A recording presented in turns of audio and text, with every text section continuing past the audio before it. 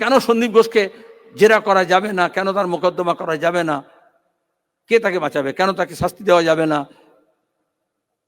কেন পুলিশকে পাঠানো হলো? কেন হাসপাতাল থেকে বলা হলো যেটা আত্মহত্যা?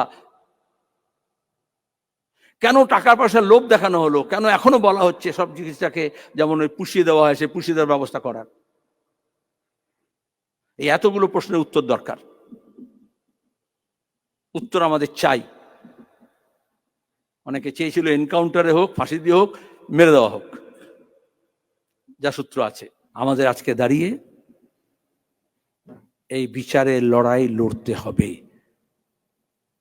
শুধু একটা লোয়ার কোর্টে একটা রায় বেরিয়ে গেলেই সেটা কখনো ইনসাফ হতে পারে না, সেটা কখনো জাস্টিস হতে পারে না। পৃথিবীর সাক্ষী আছে অনেক সুপ্রিম কোর্টের রায়ের বিরুদ্ধে মানুষ নেমেছেন, বা সেই সুপ্রিম কোর্টও সেই রায়কে পরে বলেছে এই ভার্ডিক্টটা ঠিক নয়। কিন্তু তার জন্য মানুষকে আরো বেশি সংগঠিত করতে হবে, উদ্বেলিত করতে হবে, আলোড়িত করতে হবে, এবং সে কাজ যৌবনের মধ্যে আপনারা করবেন। তবেই বুদ্ধদার স্মৃতিকে আমরা অমলিন, অম্লান, চিরভাস্বর করে রাখতে পারবো।